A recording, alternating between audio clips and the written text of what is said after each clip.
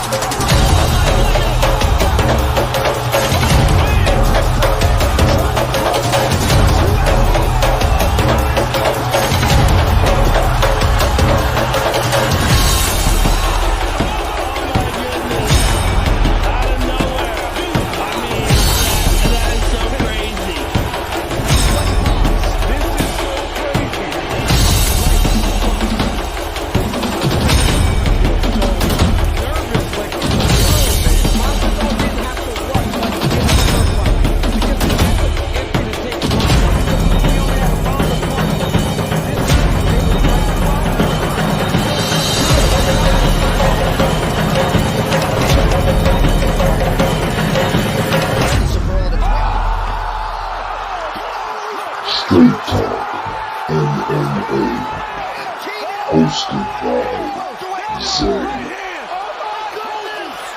Bonez, the MMA brothers.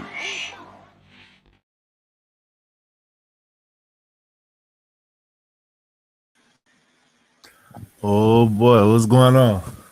Yo, what's up, bro? Not much, not much. A very entertaining card last night. Yes, it really was. It actually really felt like a pay-per-view. Yeah, it did. What's up, everybody? Welcome to another episode of Straight Talk MMA. We coming here to review UFC Noche. Last night, it was only an 11-fight card, but I feel like a whole lot happened last night. Shout out to everybody in the chat already.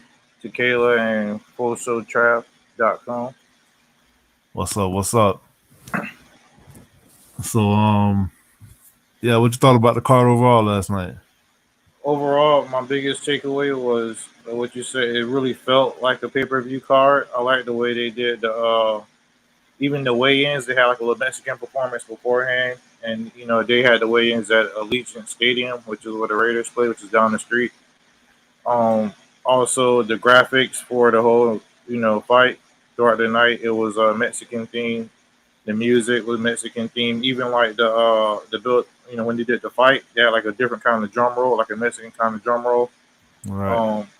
I feel like it was pretty good, and hopefully they bring it back and make it an annual thing, And Yeah, even though you don't put a Mexican champion, because let's be honest, it's not always going to be a Mexican champion. There's enough stars and up and coming stars in the UFC to where there is always going to be somebody you can put, in that headline there in co-main event. Yeah, I agree with you on that. And then when they start showing you all the fighters that's Mexican, you'll kind of be surprised. Like, man, I didn't realize there was so many people like Justin Gaethje. Yeah, exactly. I just found that out last night. Yep. So that was it was pretty impressive. I feel like we learned a lot about a lot of fighters, people's career trajectories, and we're just gonna go ahead and get right into it. Shout out Chris too. What's up, Chris? What's going on, Chris? So the very first fight of the night, there was a women's strawweight bout between Josephine Knudsen and Marnik Mann.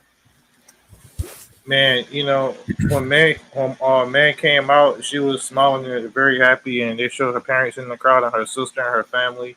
And I'm just like, dang, they finna watch her get beat up pretty bad.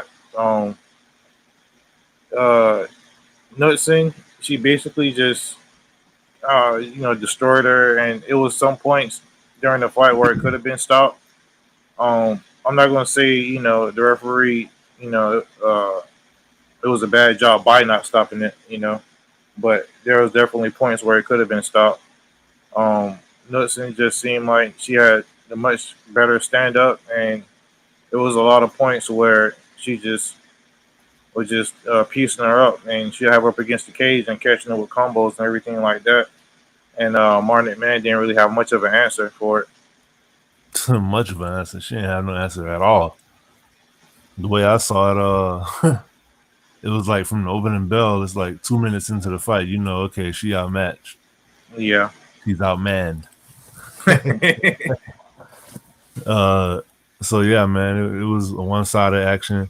You can tell that Martin McMahon really wanted to implement takedowns in the game, but then when it got taken to the ground, he was disadvantaged there, and so that let me know immediately that if this is where you wanted to fight and you don't have a chance here, then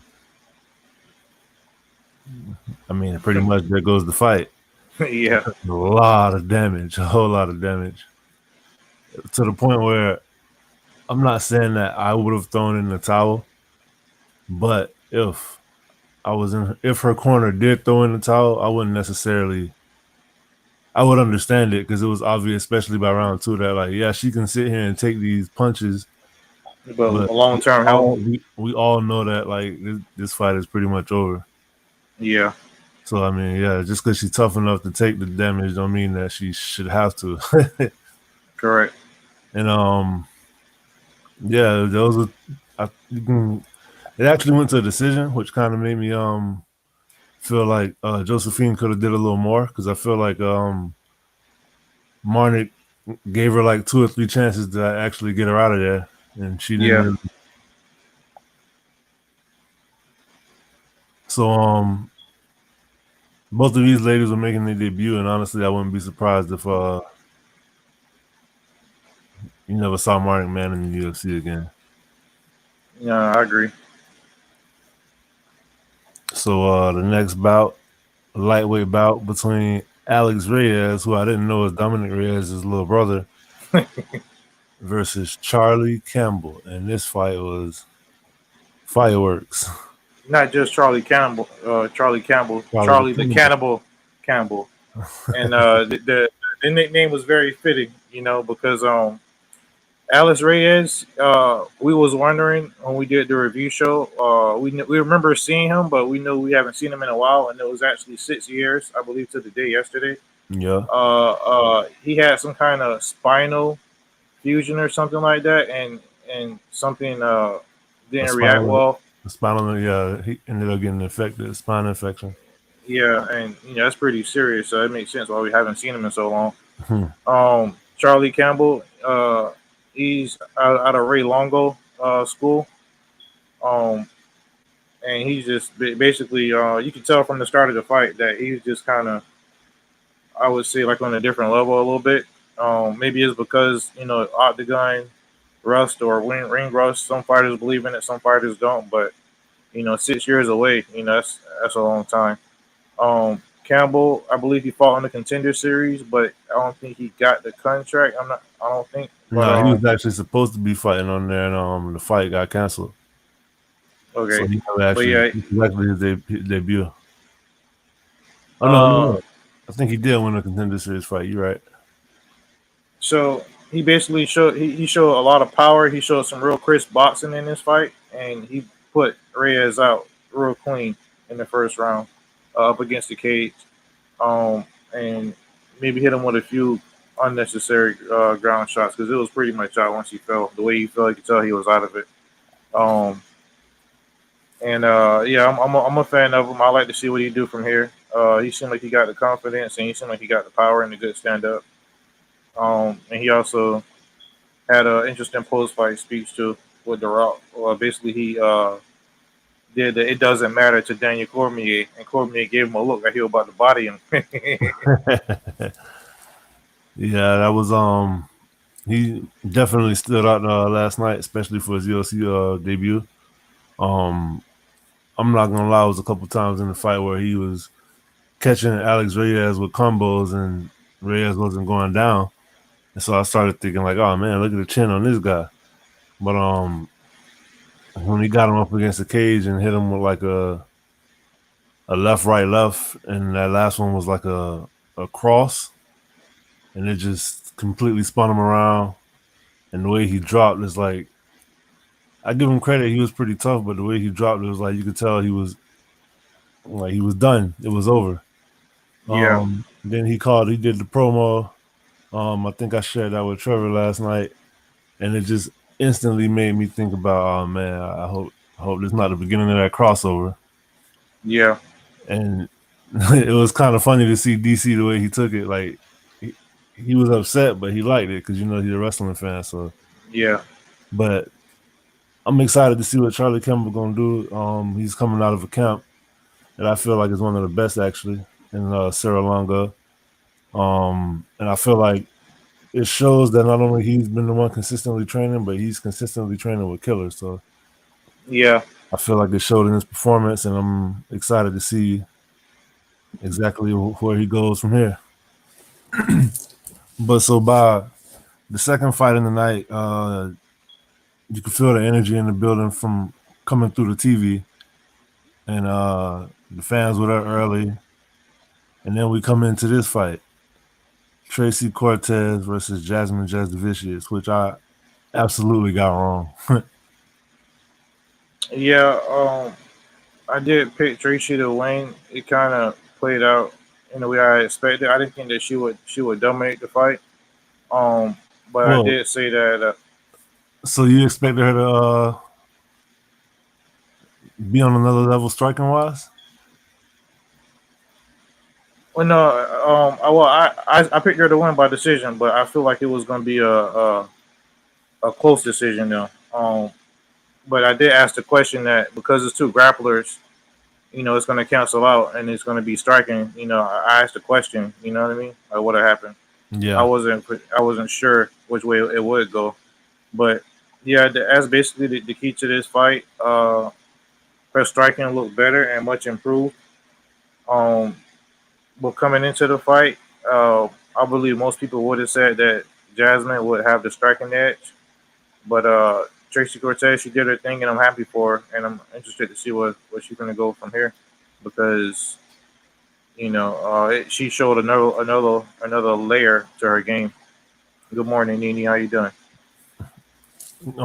Yeah, I feel like Tracy Cortez and Jasmine Jasovicius was a fight.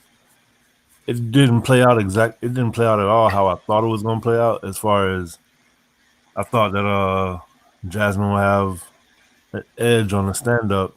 Turns out I was wrong. Tracy Cortez definitely improved her striking by leaps and bounds. I mean, she looked like a different fighter in there as far as striking. She didn't even attempt any takedowns. And Jasmine just looked slow, like she didn't have as much power.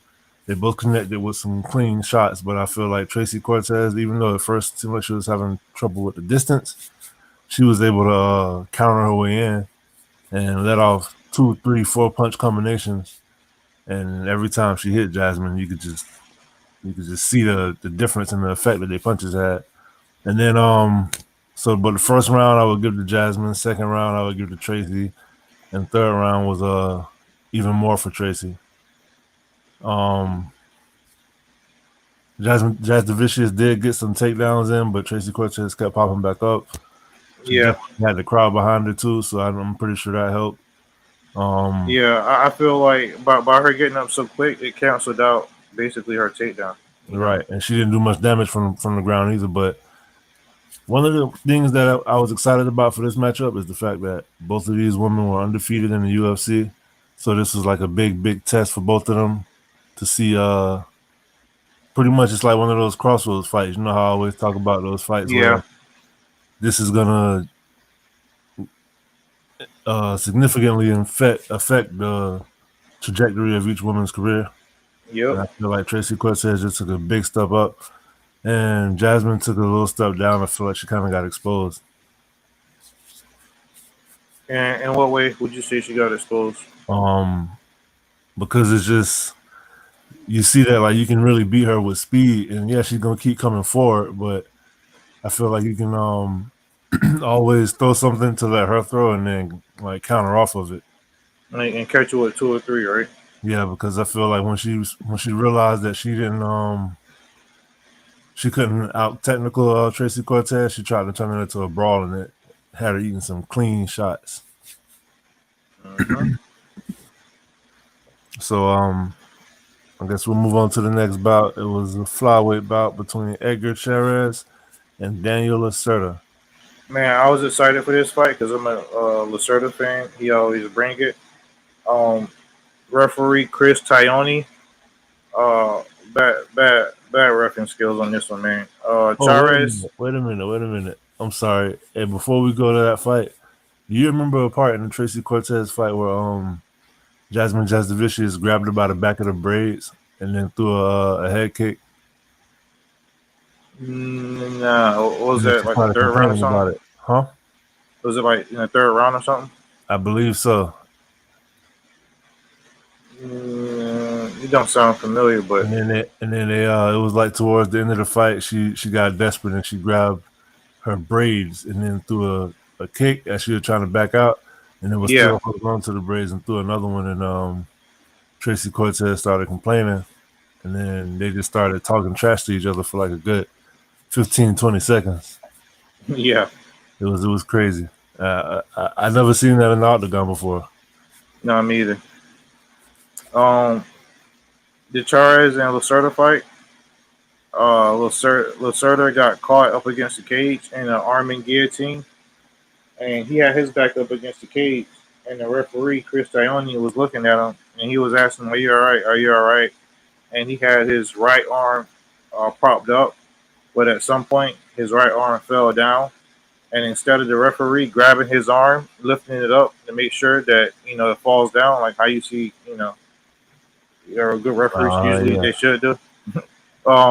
Basically, uh, he didn't do that at all, Hey, and you so was he just just about to say it, wasn't you?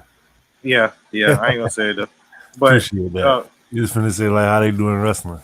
yeah, but so the referee basically he just called a fight off, and as soon as he called a fight off, Charez released, and you seen Lacerda just looking at the referee complaining, asking him like, what is she doing, basically. Um, in that instance, like I said, the referee is supposed to grab the fighter's arm and lift it up to make sure that okay, if I lift this person's arm up and it falls right back down, then most likely he's unconscious and I call the fight off.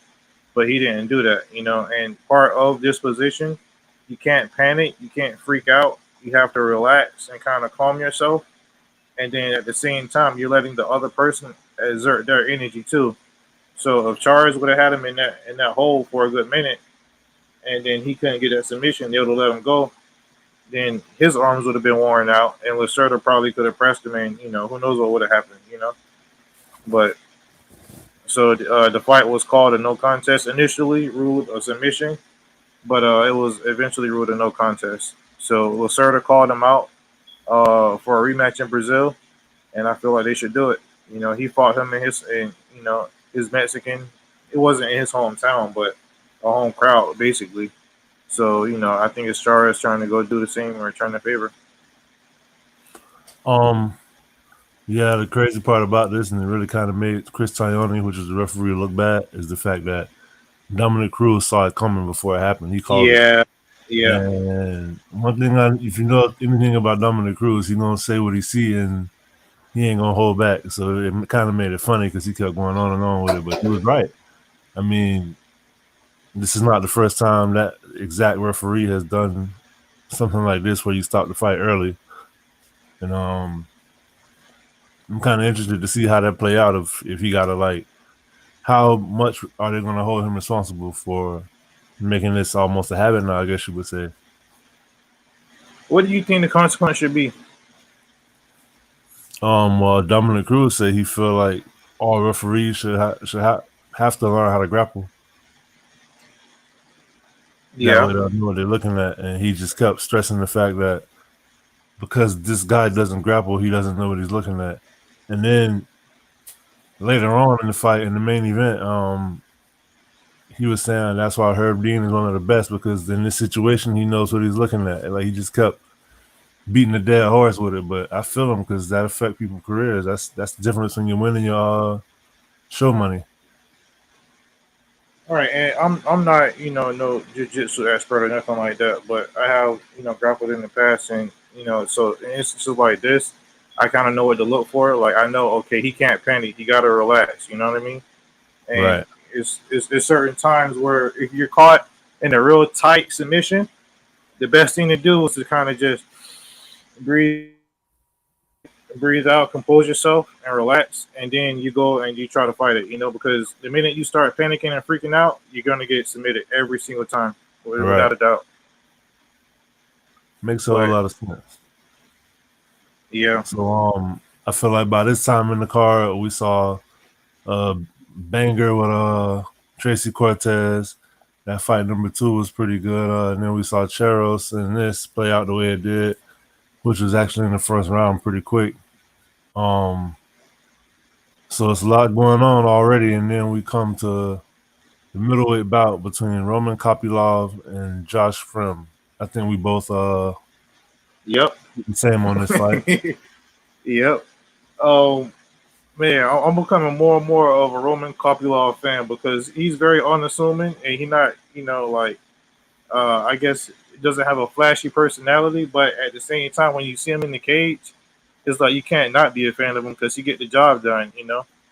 His last fight before this one, he finished with a nasty head kick.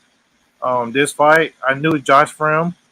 This was the perfect fight for Kopylov because Josh Frim is going to bring it. He's not going to sit there and wait around and dance with him and stuff like that.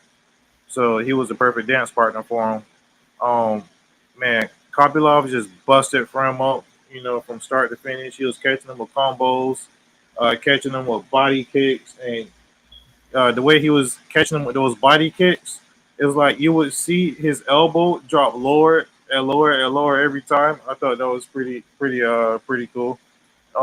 So it's kind of like he was setting him up for the head kick, but the way he was just snipering that body, he was catching him with combos, and eventually, Frim was just so busted up, and he just wore him down so good to the point where he caught him with like a body straight, and it just crumbled him and put him out.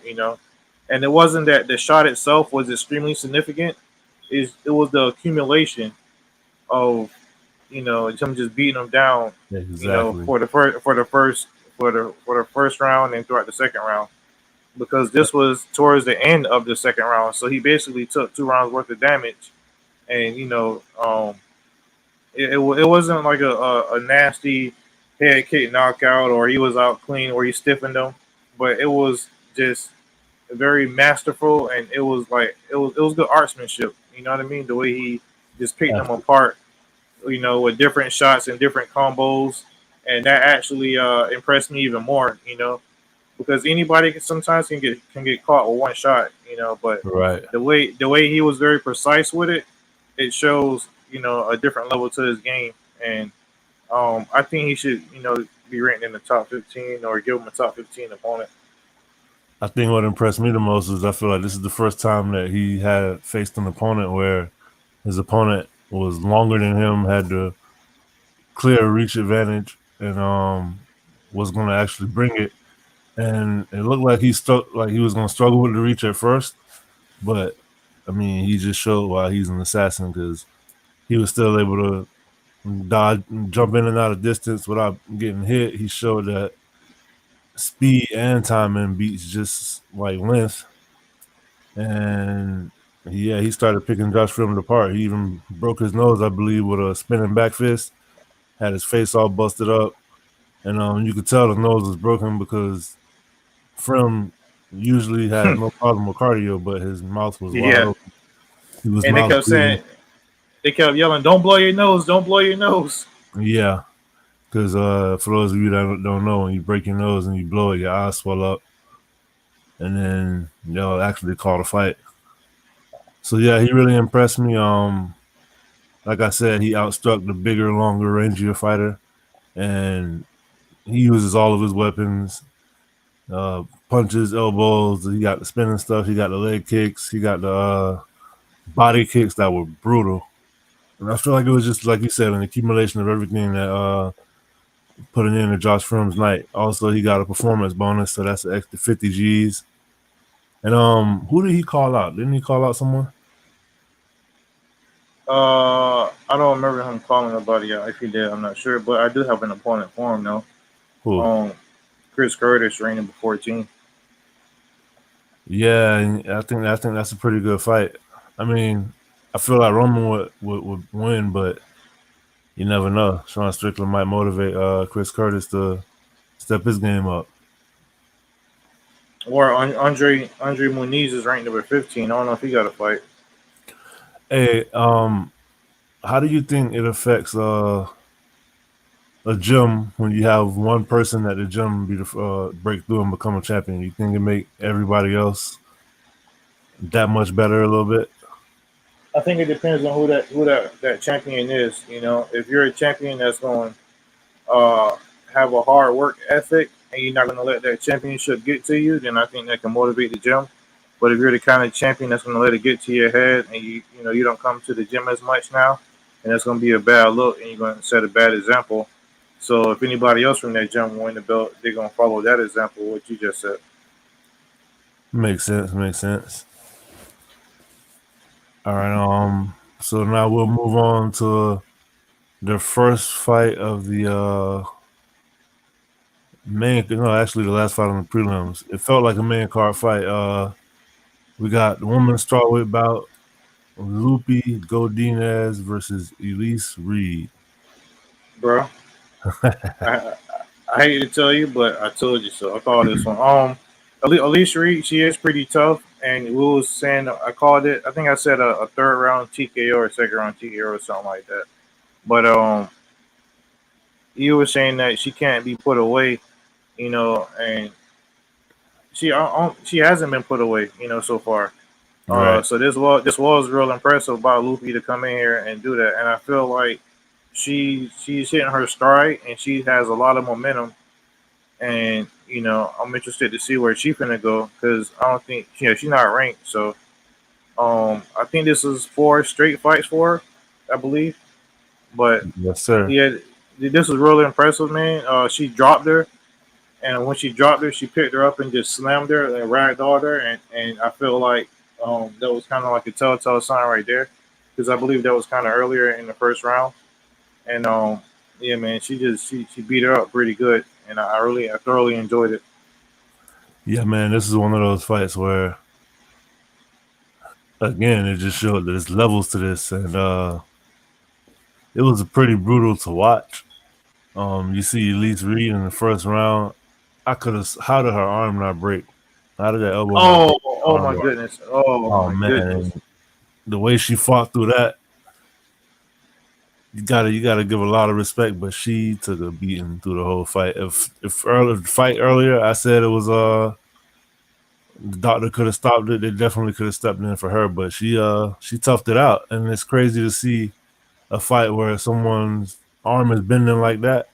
The referee didn't call it, even though he stepped in close, versus the bad call for the submission stoppage earlier in the night. You get what I'm saying? Yeah. That's one of them things that I noticed about this card. It was all over the place. Like, you had a little bit of everything. You had your brawls, you had your technical fights, you had your drama as far as one-sided beatdowns and controversial decisions and all-out wars. It had everything. But yeah, definitely Lupi Godinez destroyed this girl. I mean, she just destroyed her. It was even worse. This was the most one-sided fight in the whole night. And she did get a finish over someone who has never been finished. And she just looked great doing it, man. I mean, yeah, I was dead wrong about this one. And that's one thing that I love about the sport is, like, a lot of times you never know what's going to happen. Yeah. I'm interested to see where they're going to rank her up next, because she in the strawweight division, and at number 15, you got Angela Hill. I believe she got a fight coming up, but I would love for her to get that Angela Hill patch, you know. Or number 14 is Tabitha Ricci. I feel like she can go against. Mastermind says Lupi Godinez looked great. Yeah, she really did. She really did. Yeah. I feel like she definitely deserved that performance of the night bonus, because she just made it look like she was like levels and levels and levels above Elise Reed.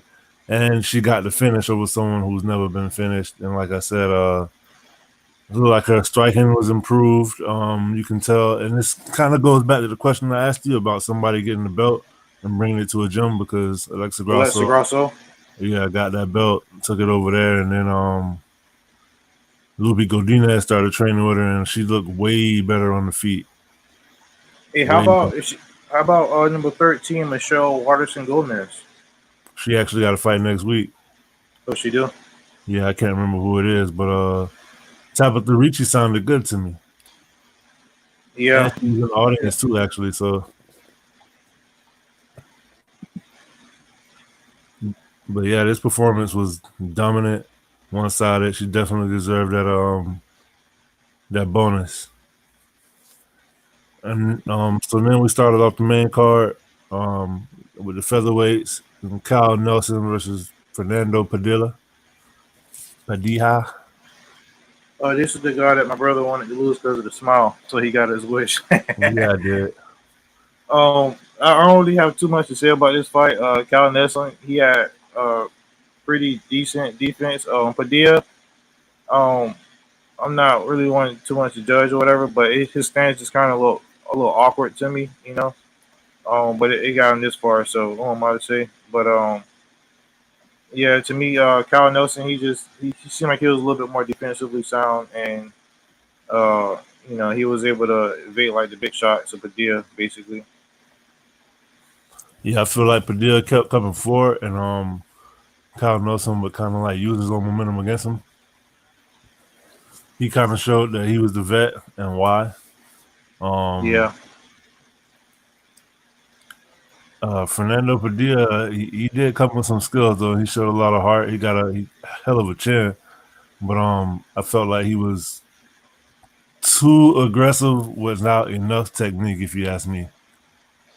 Like Right. he kept walking himself in the shots, and Kyle Nelson does this thing where he's taking steps back, and then he kind of like pulls you into his offense. You get what I'm saying? Yeah. So I feel like that's what won him the fight. It was a decision, but it was pretty back and forth, pretty entertaining, but definitely the right guy won. Agreed. So next up, we have Christos Giagos versus Daniel Zellhuber. And oh boy, what a fight. Hey, is this the third performance bonus, by the way? Third or fourth. I'm going to have to go back and look. Yeah, they gave a lot out. That's how you know this card was pretty good. Deservingly so, too. Yes, Coming sir. into this fight, Zellhuber, he was a bigger favorite. Giagos, his record is 20-10. This is his second stint in the UFC. So he fought like he was the underdog, like he had nothing to lose. And he came in here and going for broke in the first round. He kind of chased down Zellhuber and caught him with a shot and rocked him and dropped him a little bit. And, well, I don't know if he dropped him, but he definitely rocked him. And, you know, he caught him with like a little bit of follow-up shots, but he wasn't able to really get the finish. He was kind of being patient with it. And then in the second round, Giagos, he went and he got like in the clinching position, and Zellhuber was able to go down and got him in the nasty darts, and was able to finish the fight, and it was pretty nasty. So I was pretty impressed by the way he was able to come back after losing round one and getting rocked in round one. So that was pretty cool. Yeah, bro. This is one of those fights again. It had everything you wanted. It was a huge comeback. It would look like two totally different fights. First round, Christos was pretty much kind of dominant on the feet. He hurt him. I wouldn't say dominant, but he had Zellhuber hurt, and you definitely know he won the first round. And you went into it wondering. I was surprised Zellhuber made it out of that round, let alone for him to come back in the second round the way he did. I feel like he started finding his range. There was a couple times he popped Christos with that uppercut, and that really kind of like stopped him dead in his tracks. They made a comment yesterday, bro. that nothing good happens when you try to panic wrestle. Yeah, And that's true. a la Conor McGregor, Nate Diaz. Yeah. So, I mean, Zellhuber put him in a position to where he wanted to grapple, which shows you that he was really way more hurt than he was leading on. And Zellhuber sensed it, caught him in the finish with a mean darce, and the fight was over. But yeah, that was one of the highlights of the night, in my opinion.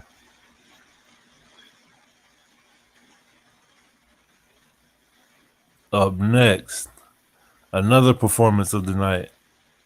Yeah, like I said, a lot happened on this card last night, man. If y'all got some time and y'all want to be entertained, y'all could go back and watch it on ESPN Plus.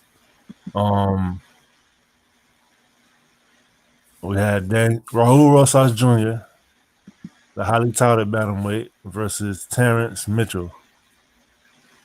And I did not see this coming at all. All right, so we all expected for Raul Rosas Jr. to come in here, take Terence Mitchell down, and strangle him within like an inch of his life and submit him within like maybe the first 2 rounds. When the fight started, Terence Mitchell, he came in like a bull in the china shop, man. He was just throwing haymakers and throwing looping hooks and looping left hooks, and he was just going for broke for real. And it was just so damn wild.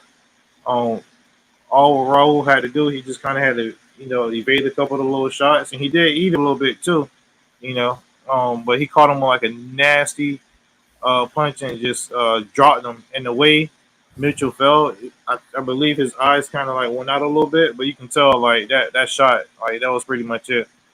I feel like the shot knocked him out and the ground woke him back up.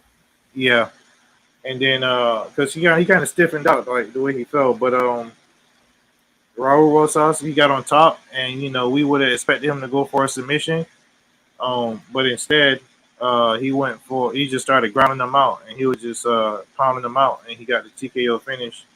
And he fought, like DC said, he fought angry. He came in, he fought angry tonight, and he wanted to get that TKO finish instead of a submission, just to erase the last performance out of his mouth, and just to kind of shut the naysayers up who always say that he's just a submission guy, So it's good for him to have this TKO on his record. Yeah, it is, and I mean, we expected him to win, but definitely not like that. I thought it was just going to be a submission win, and worst case scenario, a decision. But yeah, he came out with a point to prove, and he proved it. Hey, bro, real quick, this reminded me of Bo Nickel, his last fight. Yeah, absolutely, against Val Woodburn. Yep.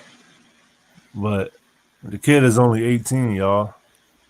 So imagine fighting in the UFC, being a Mexican on Mexican Independence Night, and getting a career highlight finish via knockout on Saturday night, and then going to school Monday morning. It's crazy. And I feel like his youth is part of the reason why he was able to improve and leaps and bounds from April to now. You get what I'm saying? Yep. So obviously, he's doing the right things, and I'm looking forward to seeing how bright his future is. Because to bounce back from that loss like that, it wasn't. Well, to bounce back from the loss, we all feel like this is a layup for him, but the way he did it was very impressive. And then the co-main event of the evening, the fans were actually booing this fight, but I don't know what they were booing because it was pretty entertaining to me. It's times like this where it makes MMA fans look bad when you're seeing people trying to advance position, or you're seeing two guys who's technical on their feet, and you don't see a knockout shot every fight, but then you have the fans booing, it just kind of make them look uneducated, or like ignorant, in my opinion. Yeah, some people just want blood. But Jack Three Names, Jack Della Maddalena versus the Trailblazer Kevin Holland. This was a very close fight. I definitely didn't see it playing out the way it played out. As far as, I can't say I definitely didn't see, but yeah, I expected Kevin Holland to win this fight. and he still could have one could make an argument. It's one of those fights where no matter who they gave the decision to, you couldn't really argue it. I felt like Kevin Holland he was more offensive during a longer duration of the fight. He was using his distance really well. He knew Della Maddalena wouldn't try to take him down, so sometimes he would actually turn his back, just playing with him. These guys were talking to each other the whole time. Looked like they were just having a blast. Kevin Holland stayed busy with the jab and the leg kick. But what I really like about Maddalena is he knows how to like shell up and block almost everything coming in. And at the right time, he explode forward, and when he come forward, he don't just throw one.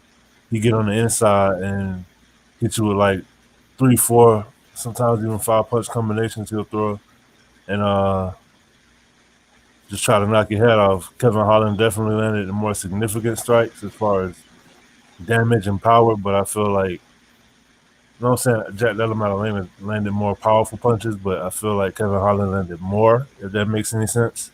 Yeah. So, yeah, this is one of those fights. It could have went either way, but I had to feel like the right person won at the end. Yeah, this was a very tricky fight to score because Maddalena, he was coming through with combinations, but a lot of them wasn't really getting through.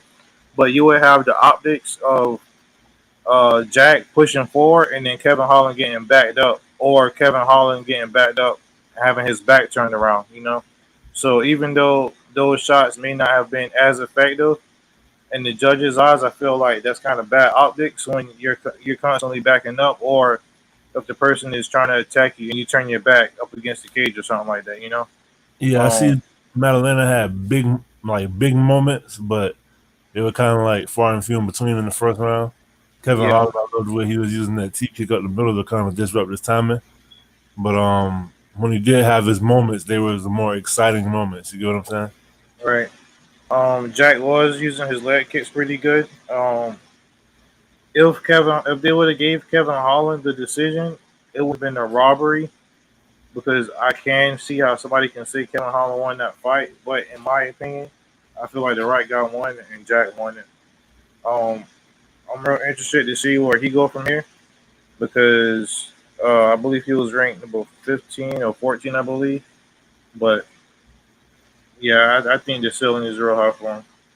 Hey, he's so cool and laid back when you hear him talk. Yeah, yeah, he is. He don't really care about nothing going on right now. He just I think that you can give him Neil Magny or Vicente Luque, one or the other.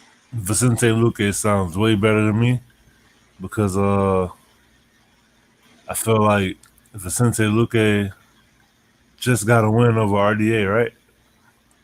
Yes. So and Magny just lost to Ian Gary, so I feel like that'll actually be a good matchup too, him versus Ian Gary. But I don't think they'll do that because they'll be like killing off a star right now. Either Yep. way. Then again, you never know. They do stuff like that, like Jasmine and Like Tracy. Ricardo Almeida and Cody Garbrandt, and one of Yeah, them that was a hasn't good one recovered right ever there. since. Yes, sir. So, all right, we had a very great co-main event. Some would even say it was the people's main event. Hey, bro, wait. Hey, Um, real quick. Where should Kevin Holland go from here? I mean, RDA? RDA, Neil Magny.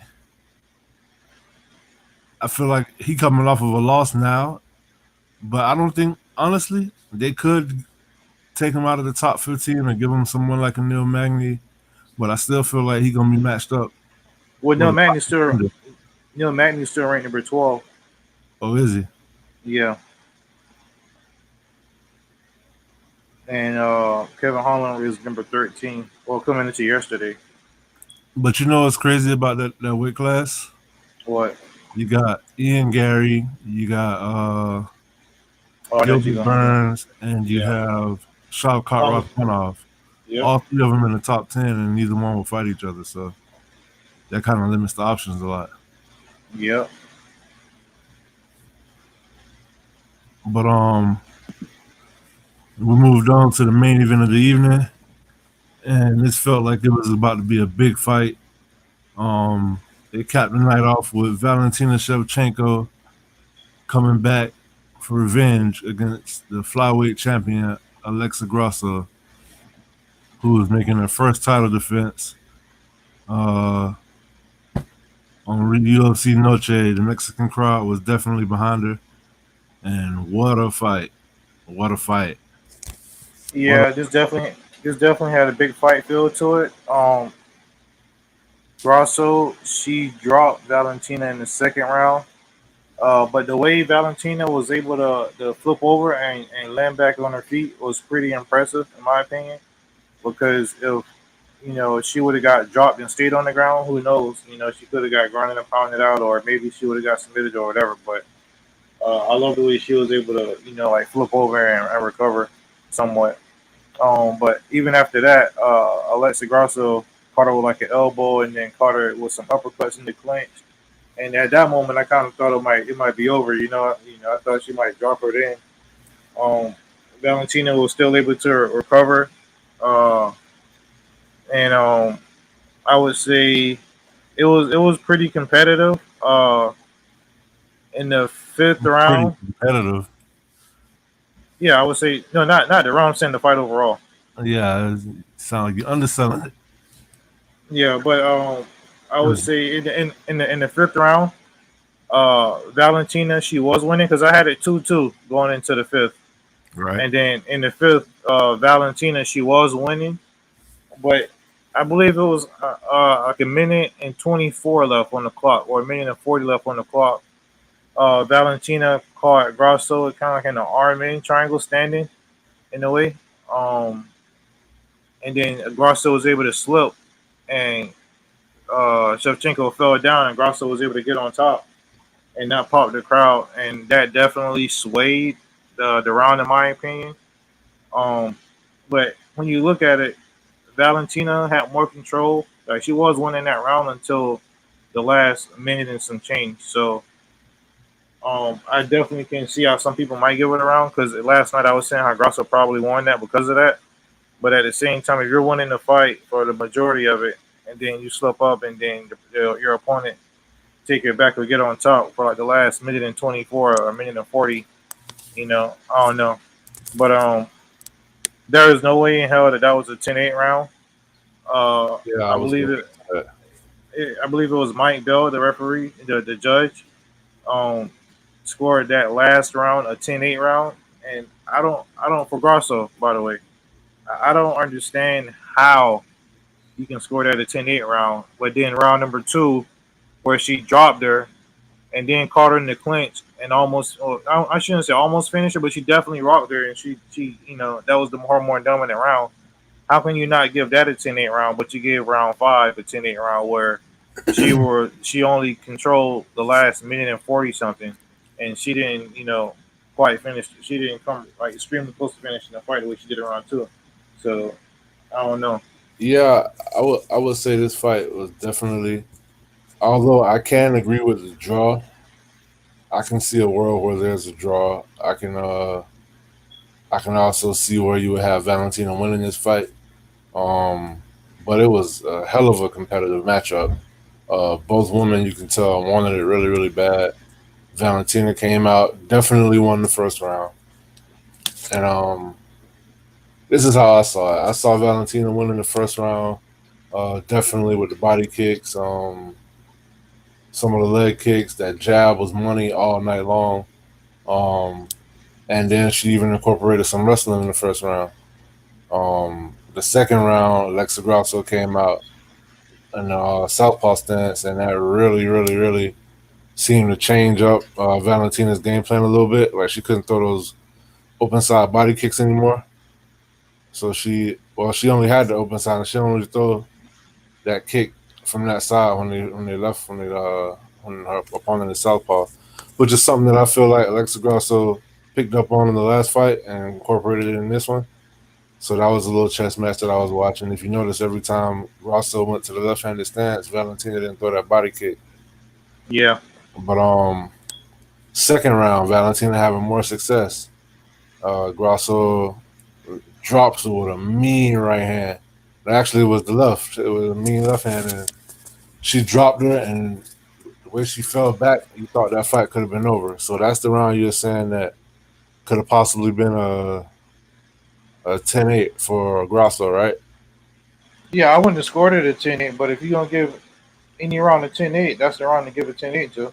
And I feel like you can't even give it in that round Why? because she looked like she was gonna finish Valentina right then, but the way that round ended, Valentina looked like she was gonna finish her because she got a Yeah, takedown, and then when she got the takedown, like 2 minutes into the round, she dominated her from the ground, and then she almost had her in the she had her in the butter in the body lock, and I feel like she yeah, almost got a rear naked choke, and then she ended the round going for a triangle slash armbar, and if it was just a little bit more time left, it looked like she could have got the finish too. So I feel like that negates a 10-8 round because she almost finished the fight herself. But yeah. I that agree. didn't. I wouldn't score that at 10-8, but if you're gonna score anything at 10-8, that would be the round for it. I just don't see how you can score the 10-8. You get what I'm saying? Like I know you're Yeah, saying I you feel you. wouldn't have, but I don't even see a world where anybody could have. Right. And so I can see how you can score it for Alexa Grasso because me personally, I can't tell you who won that round. That's the questionable round to me. But some people had it. Some people had it 2-0 Valentina. Some people had it 1-1 after the second. In the third round, um, more Valentina taking back control of the fight. The third round ended with her almost getting a guillotine in full mount. That didn't work out. So now some people will have it 3-1 or 2-2. So it came down to the fifth round, and in the fifth round, um, Valentina was having her moments. Grasso was having her moments. Grasso kind of was getting pieced up until the way the round ended. So again, it was one of those rounds where this person controlled the first half, and Grasso controlled the second half, but not even the second half, more so towards the end. I would give Valentina the fifth round, but I could see how one could be split on that. And the reason why I say I think it was the right call because after this fight, when I asked everybody in the room who you think won this fight, everybody said they don't know. You get what I'm saying? Correct. So we couldn't figure out who we thought won. So when they called it a draw, I'm like, yeah, that sounds about right because Yeah. shit, you asked me, I couldn't tell you who won. Yeah.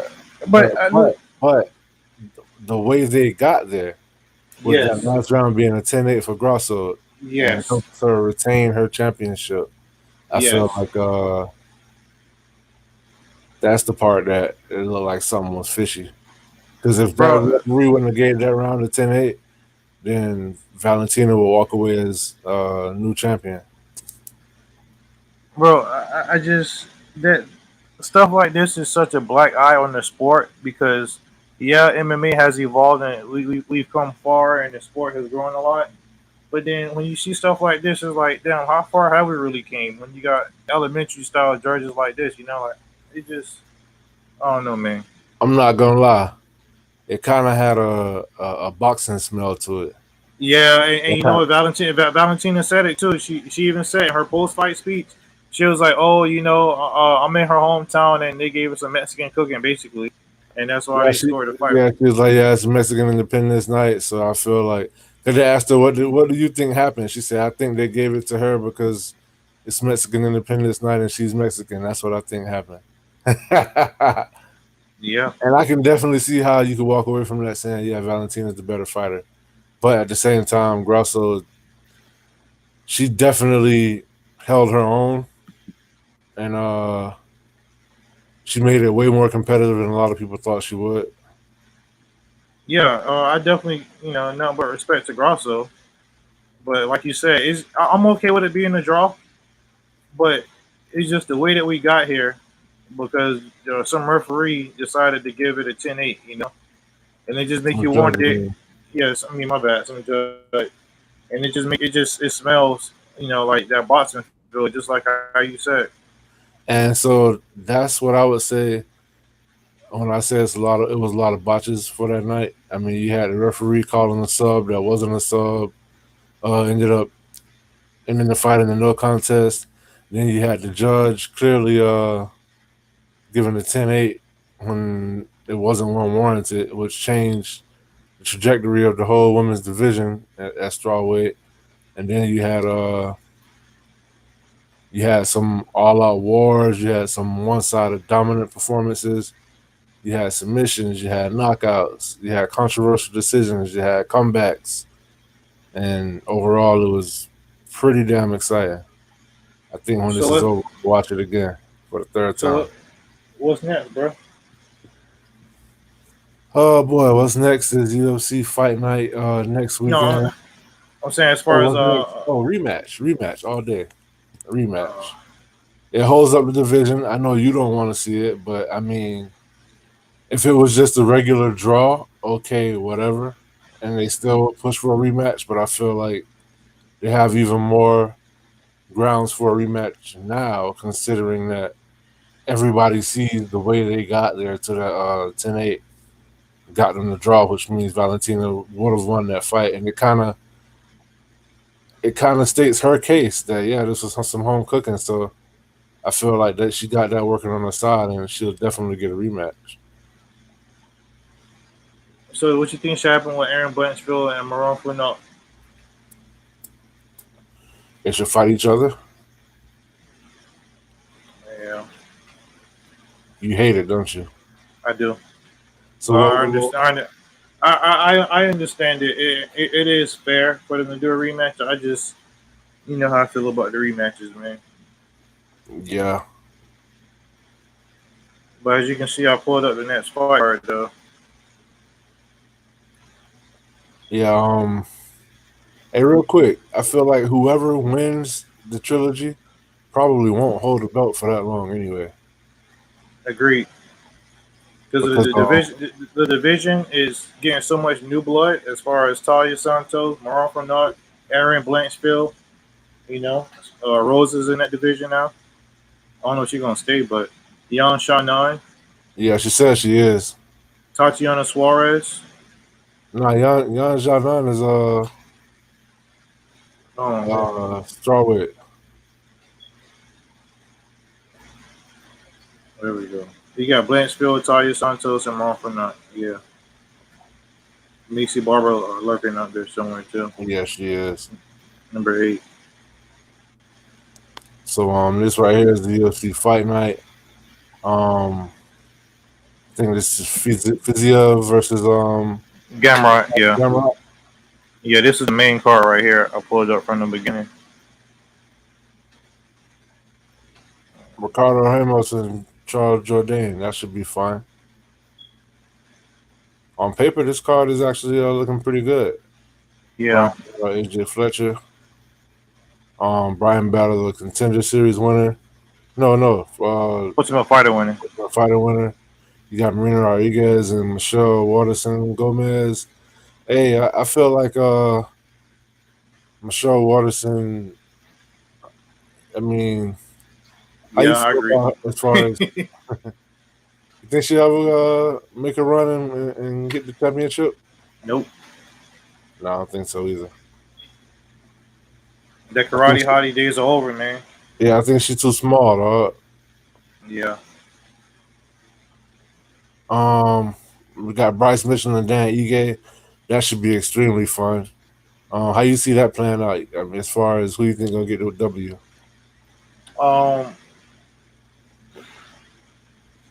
That's a tough one. If I had to pick, I would pick Bryce Mitchell.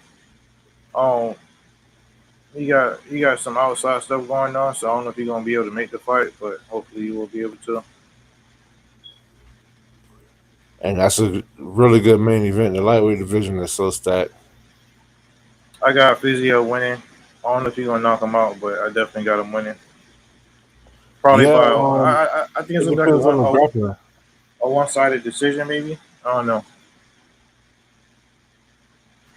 I've never really seen Fiziev get taken down. I don't think I've ever seen anybody like really try like Gamrot gonna try. So that'd be interesting to see. Zev coming off that loss to Gaethje. Hey, we got an early start time too, 7 p.m. for the main card. Look like. Oh, for next week. Yeah.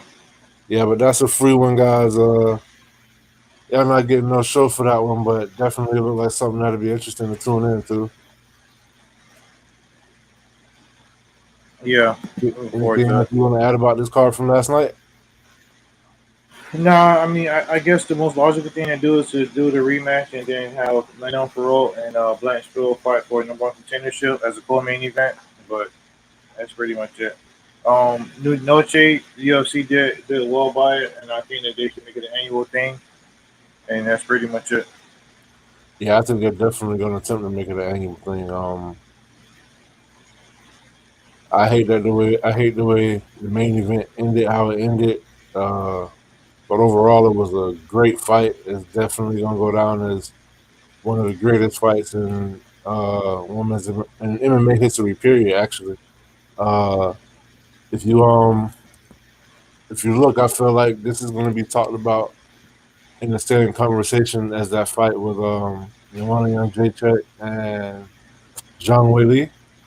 I feel like that fight was.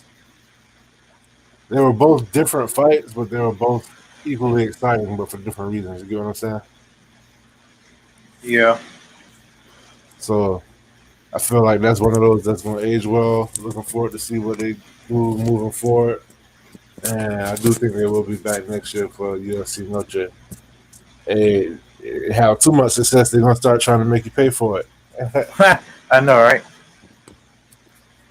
On Monday, we got Man Talk Monday at 6:05 p.m. Make sure y'all tune in, check that out. That's where all good stuff go down. Talk about world topics. All right. Till then, this is Zay and Bonez signing out. Peace. Peace.